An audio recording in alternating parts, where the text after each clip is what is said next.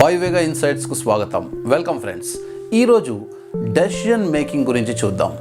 Decision making అంటే చాలామంది అనుకుంటారు ఒక నిర్ణయం తీసుకోవటానికి పెద్ద ఆలోచించేదే ఉంది అని. ఈ సందర్భంలో మనం నిర్ణయం తీసుకునేటప్పుడు కొన్నిసార్లు చాలా టెన్షన్ పడుతూ ఉంటాం. ఆ టెన్షన్లో ఏం చేస్తామంటే నిర్ణయం తీసుకోవటాన్ని డెసిషన్ మేకింగ్ని పోస్ట్పోన్ చేస్తుంటాం. సెకండ్గా ఏం చేస్తుంటామంటే డెసిషన్ మేకింగ్ని పోస్ట్పోన్ చేయొద్దు అని అనుకున్నప్పుడు వేరే వాళ్ళని అడిగి వేరే వాళ్ళపై ఆధారపడి ఇది ఎలా చేయను అది ఎలా చేయను అని అడుగుతూ ఉంటాం. చాలామంది ఈ విషయంలో ఫ్రెండ్స్ని, అమ్మ నాన్నను, తర్వాత మెంటర్స్ని అందరినీ అడుగుతూ ఉంటారు. మూడవది, డెసిషన్ మేకింగ్లో ముఖ్యమైనది మనం దాన్ని వాయిదా వేయటం కాకుండా వేరే వాళ్ళని అడగటం కాకుండా ఆ తొందరలో ఒక రాంగ్ నిర్ణయం తీసుకుంటాం. ఈ మూడింటిని మనం విశ్లేషించి ఒక లాజికల్ రీజనింగ్ తోటి అంటే సంశ్లేషణ చేసి దాన్ని విశ్లేషించి ఏ రకంగా డెసిషన్ తీసుకోవాలి అనే విషయం పైన ఈరోజు మనం ఫోకస్ చేద్దాం. అయితే ఈ డెసిషన్ మేకింగ్కి మనం ఒక 5 విషయాల్ని గుర్తుంచుకుంటే, నిర్ణయం తీసుకునే ముందు ఒక 5 విషయాల్ని చూసినట్టయితే, ఈ 5 విషయాలపై ధ్యాస పెట్టినట్టయితే మనం సరైన నిర్ణయాలను తీసుకోగలుగుతాం. అందులో మొదటిది ఏంటో ఇప్పుడు చూద్దాం.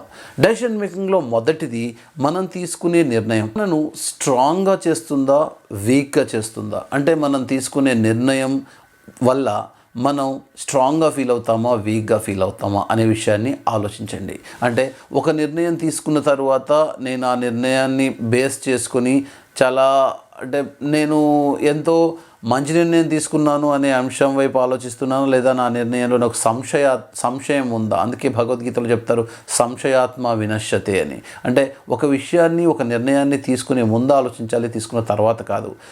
నిర్ణయం తీసుకున్నాము అంటే దానికి కట్టుబడి ఉండాలి. అలా అని చెప్పి నిర్ణయాన్ని మార్చుకోవద్దు అని నేను చెప్పను. అంటే ఒక లాజికల్ రీజనింగ్ తోటి ఏ నిర్ణయాన్ని ఎలా తీసుకోవాలనే విషయాన్ని ఆలోచించాలి. అయితే ఒక నిర్ణయం ఏదైతే మనను స్ట్రాంగ్గా చేస్తుందో దానివల్ల మంచి రిజల్ట్స్ వస్తాయి. మనం ఏదైతే నిర్ణయం తీసుకున్నామో అది మనని వీక్ చేసినట్టయితే అటువంటి నిర్ణయాలు మన భవిష్యత్తును కాంప్లికేటెడ్గా చేస్తాయి. గుర్తుంచుకోవాల్సింది ఏంటి అంటే ఉన్నతమైన నిర్ణయాలు మన ఉన్నతమైన వ్యక్తులుగా తీర్చిదిద్దుతాయి అని విషయాన్ని గుర్తుంచుకోవాలి. అయితే రెండవ విషయం ఏంటి అంటే మీ శత్రువు మీకు ఏ సలహా ఇస్తాడు? అంటే ఒక నిర్ణయం తీసుకునే ముందు మీ శత్రువు ఉంటే, చాలామంది చెప్తారు సార్ నాకు శత్రువులు లేరు, ఎలాగా అంటే మిమ్మల్ని చాలా ఎక్కువ హేట్ చేసే వ్యక్తి, మిమ్మల్ని ఇష్టపడని వ్యక్తి అని అనుకోండి.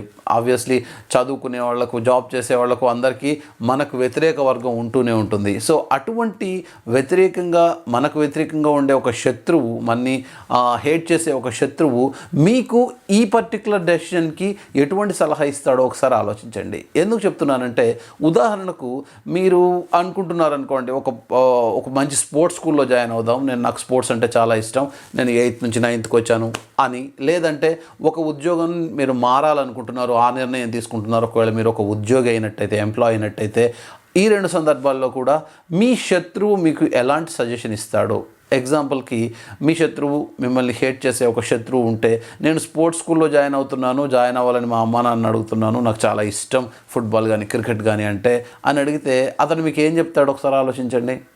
ఏం చేస్తావులే స్పోర్ట్స్లోకి వెళ్ళి, నీకైనా అంత టాలెంట్ కూడా లేదు, నువ్వు ఫిజికల్గా ఫిట్ కాదు, లేదు, ఇలాంటివి ఏవేవో సాకులు చెప్పి మిమ్మల్ని వద్దు అనే నిర్ణయానికి తీసుకొస్తాడు. అయితే మీ శత్రువు ఏ నిర్ణయం చెప్తాడో మీరు ఊహించి ఆలోచించి అందుకు భిన్నంగా ప్రవర్తించండి. సేమ్ ఇప్పుడు మీరు ఒక మంచి జాబ్లోకి చేంజ్ అవుతున్నారు, జాబ్ చేంజ్ ఓవర్ చేస్తున్నారు అనుకోండి. మీ శత్రువు ఏం చెప్తాడు? ఎన్నిసార్లు మారుతావమ్మా, ఇక్కడే ఉండు, ఊరికే మారేం సాధిస్తూ ఉంటాడు. అంటే మీకు అక్కడ దానికి వ్యతిరేకమైన నిర్ణయాన్ని తీసుకోండి. దీనివల్ల మనకు ఒక లాజిక్ తోటి ఆలోచించే శక్తి పెరుగుతుంది. మన శత్రువు, మనని హేట్ చేసేవాళ్ళు ఎటువంటి నిర్ణయాలకి మనం తీసుకోమని చెప్తారో దానికి వ్యతిరేకమైన నిర్ణయం తీసుకోవటం వల్ల మనలో అంతర్నిహితమైన శక్తులు కూడా మనం గ్రహించడానికి అవకాశం దొరుకుతుంది. మీరు ఆలోచించవలసిన మూడవ విషయం, మీరు తీసుకునే నిర్ణయం మీ చుట్టుపక్కల వారిని ఎలా ప్రభావితం చేస్తుంది అనే విషయం. ఉదాహరణకు మీ అమ్మ నాన్న, అక్క చెల్లె, అన్న తమ్ముడు, మీ ఫ్రెండ్స్ ఎవరైనా అయి ఉండొచ్చు. వారిని ఈ నిర్ణయం ఎలా ప్రభావితం చేస్తుంది అనే విషయాన్ని గమనించండి. అయితే ఇక్కడ నేను ఇవి అంటే రిలేటివ్గా ఉంటాయి ఈ నిర్ణయాలు అనేటువంటివి. సో మీరు తీసుకున్న నిర్ణయం మీ కుటుంబ సభ్యులకు ఎక్కువ భారాన్ని కలిగిస్తుంది అంటే అది ఎలా తేలిక చేయాలో ఆలోచించండి. అలాగే మీరు తీసుకునే నిర్ణయం మీ కుటుంబ సభ్యులకు చాలా సంతోషాన్ని, ఆహ్లాదాన్ని మిగులుస్తుంది అంటే ఆ నిర్ణయం తీసుకోండి. అంటే ఖచ్చితంగా మన శ్రేయోభిలాషులు మనం చేసే పనిని సమర్థిస్తారు. అయితే ఇక్కడ విషయం ఏంటంటే మీరు చేసే పనిలో మీరు సక్సీడ్ అవ్వాలి అంటే కరెక్ట్ డెసిషన్ తీసుకోవాలి. సో ఆ డెసిషన్తో వచ్చే లగేజ్ ఏదైతే ఉందో అది మిగతా వాళ్ళకు భారంగా మారకూడదు అనే విషయాన్ని గుర్తుపెట్టుకోవాలి. ఇటువంటి నిర్ణయం తీసుకోవటం వల్ల, ఇటువంటి విషయాన్ని మీరు ఆలోచించడం వల్ల ఒక ప్రాపర్ లాజిక్కి మీరు చేరుకుంటారు. మీ నిర్ణయం సరైనదిగా ఉంటుంది. 4వ అంశం, ఈ నిర్ణయం తీసుకున్న తరువాత జరిగే పర్యవసానాలు ఏంటి అని ఆలోచించండి. అంటే మ్యాక్సిమం ఏం జరుగుతుంది అంటే రిస్క్ రివార్డ్ రేషియో అని చెప్తాము. ఎక్కడైతే రిస్క్ని అంచనా వేయకుండా మనం రివార్డ్నే చూస్తామో అటువంటి నిర్ణయాలు మనని రాంగ్ డైరెక్షన్లో తీసుకెళ్తాయి. అయితే రిస్క్ని కూడా మీరు ముందు చూడండి. రిస్క్ బేర్ చేయగలుగుతాము అనుకున్న తర్వాత దాని రివార్డ్ని మనం ఆలోచించవచ్చు. ఎందుకంటే రివార్డ్ ఖచ్చితంగా అందులో ఉంది. మీకు ఆ టాలెంట్ ఉంది, మీకు ఆ అవకాశాలు ఉన్నాయంటే డెఫినెట్గా రివార్డ్ వస్తుంది, ఎక్కడికి వెళ్ళదు. కానీ రిస్క్ని చూసి రివార్డ్ని మీరు అంచనా వేసుకోండి. ఇక్కడ ఇంకో విషయం ఏంటంటే చాలామంది అక్కడ రిస్క్ ఉంది కాబట్టి నేను చేయను అని ఆగిపోతుంటారు. లేదంటే రిస్క్ని అనలైజ్ చేయడంలో దాన్ని కొంచెం భూతద్దంలో పెట్టి చూస్తూ ఉంటారు.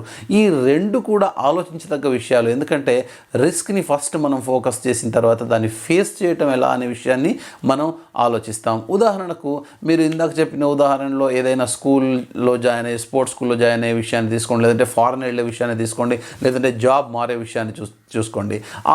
ఈ విషయాన్ని ఈ పర్టికులర్ 4th పాయింట్తో మనం అలైన్ చేసి చూద్దాం.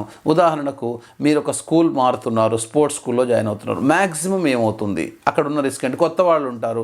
అక్కడ మీకు అంటే మిమ్మల్ని మీరు స్ట్రాంగ్ చేసుకొని మీ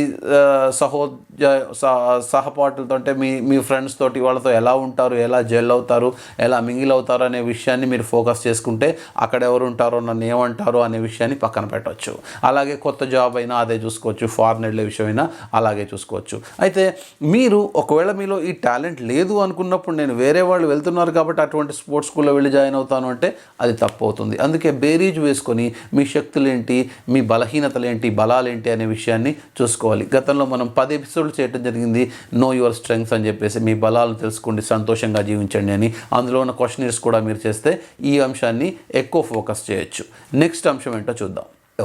చివరిది అయిన అంశం మనం డెసిషన్ మేకింగ్లో గుర్తించాల్సింది, ఫోకస్ చేయాల్సింది మీ అంతరాత్మను వినటం. అంటే ప్రతి మనిషికి ఒక అంతరాత్మ అనేది ఉంటుంది, అది మనతో మాట్లాడుతూ ఉంటుంది. చాలా సందర్భాల్లో మనం ఇంట్రోస్పెక్ట్ అని చెప్తుంటాం. ఇంట్రోస్పెక్ట్ చేసుకో అని చాలాసార్లు నేను కూడా చెప్పడం జరిగింది. అయితే ఈ అంతరాత్మ చెప్పే విషయాన్ని వినటం అంటే దాన్ని ఒక గట్ ఇన్స్టింక్ట్ అని చెప్తాము.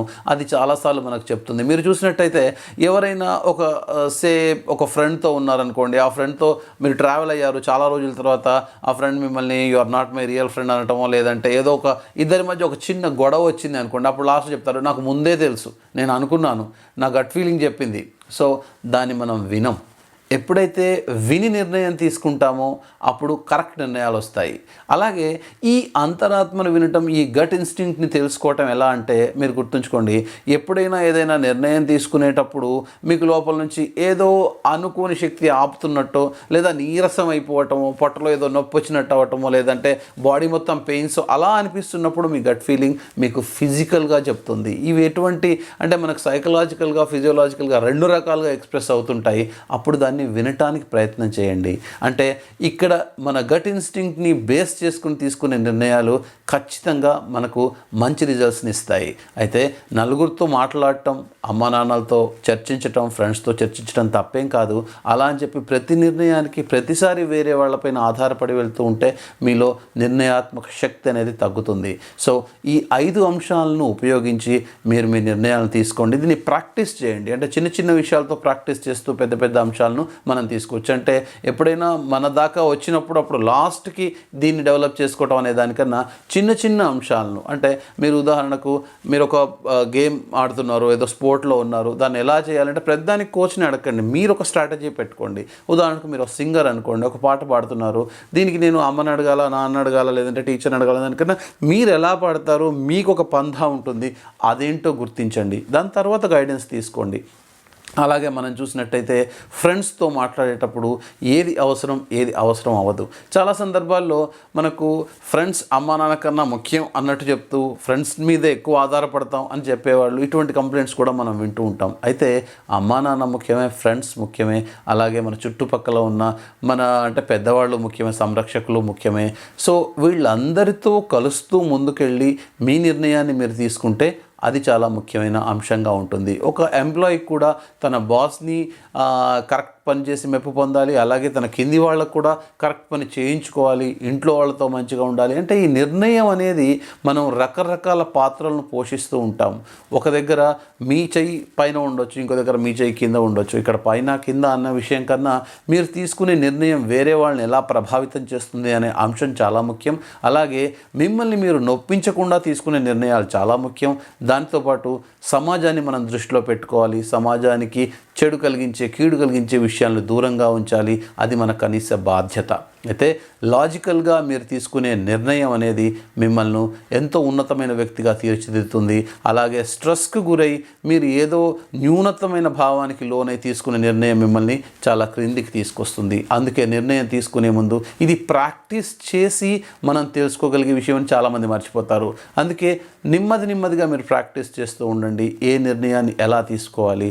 అప్పుడు మనం పెద్ద నిర్ణయాలు తీసుకునేటప్పుడు అలవోకగా మనం చేసేయటం జరుగుతుంది.